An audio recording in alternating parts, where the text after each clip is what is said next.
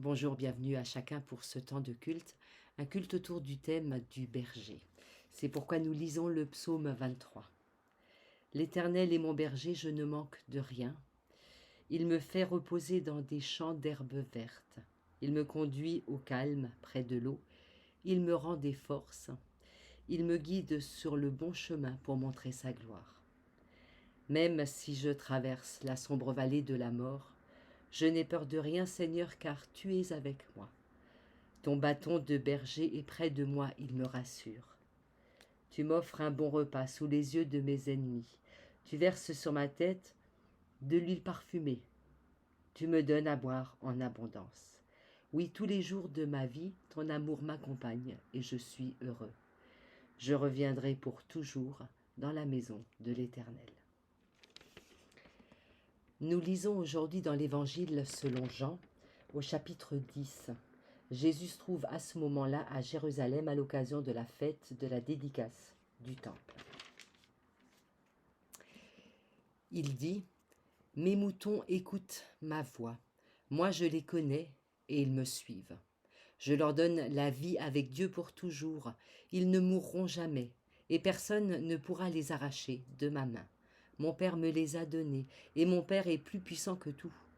Personne ne peut rien arracher de la main du Père. Mon Père et moi, nous sommes un. Si je vous dis dessine-moi un mouton, est-ce que vous ferez ce genre de dessin-là?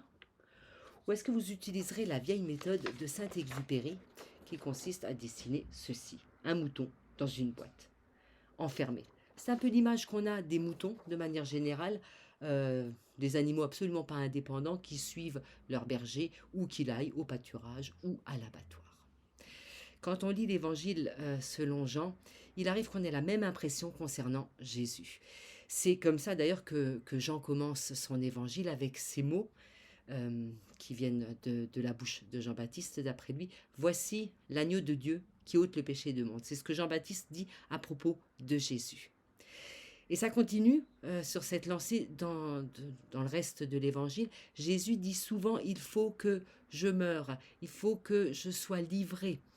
Et du coup, ça donne, ces termes donnent un sentiment presque désagréable. Est-ce que Jésus est le mouton qui est élevé et pour finir à l'abattoir?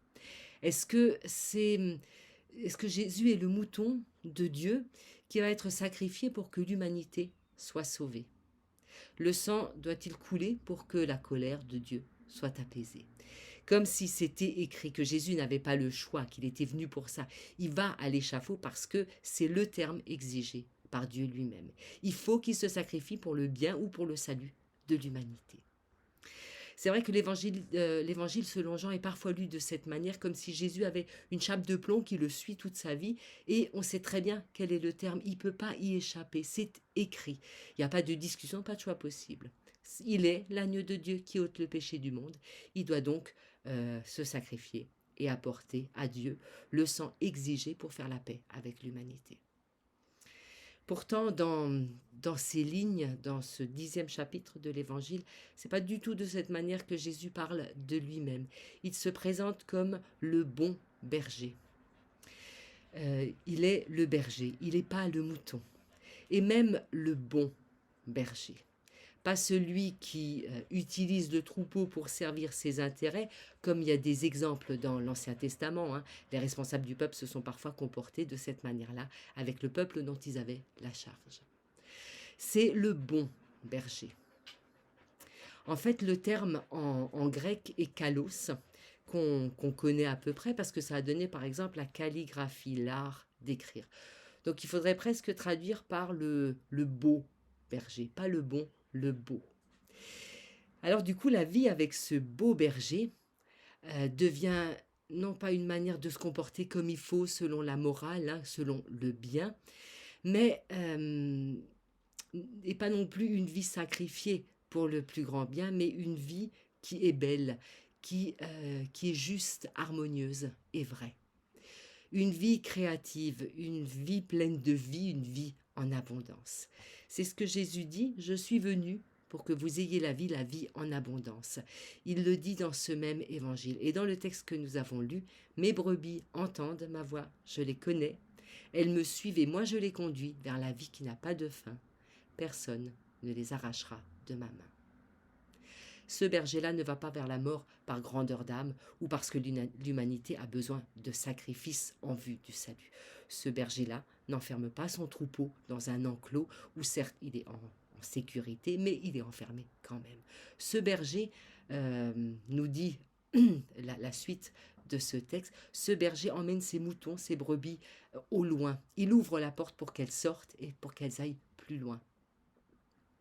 Vers une vie pleine, éternelle, dans le sens qu'elle n'est limitée par rien, ni par nos craintes, ni par nos échecs, ni par notre condition. Et puis Jésus dit, je connais mes brebis. On le sait dans la Bible, le verbe connaître est un verbe très fort. C'est un verbe qui a une dimension d'intimité extrêmement forte. Un peu comme si en français on le coupait en deux, connaître, naître avec.